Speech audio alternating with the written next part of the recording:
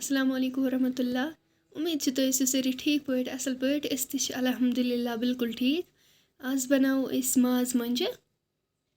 चलो करो इस तेल वीडियो स्टार्ट। तम खतर गथी निमुत मीट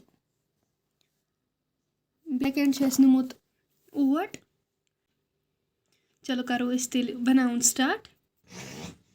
छोली असल पटन वन करो लकट लकट पीसेस में असल पटन पीसेस बनाए लकट लकट।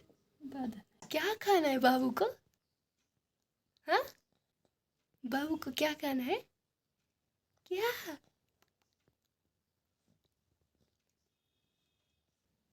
त्रो ओट अत मज बड़ बे त्रो हाफ टी स्पून अत जुर बे त्रो नून हाफ टी स्पून बे throw मरचांगन half tea spoon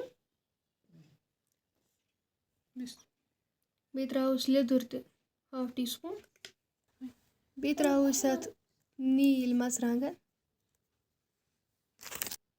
पुदन throw अत हाफ टी स्पून। वन करो वन मिलाओ यह असल पटन। ये थो थोड़ा तोन पहन वन त्रो माज त रलो यह तुम हेकु वुचित अगर अस मिलो यह असल पटन।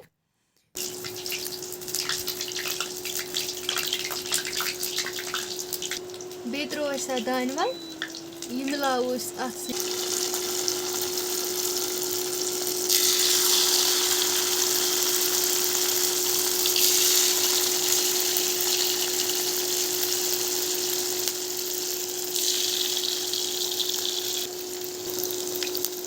यह इजी रेसिपी तुम कर घर जरूर ट्राई।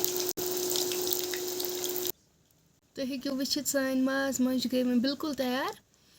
अगर तुम वीडियो पसंद आमुत वीडियो करो शेयर चैनल ते करो सब्सक्राइब। इंशाल्लाह मिलो नेक्स्ट वीडियोस मज। तब तक के लिए अल्लाह हाफिज़।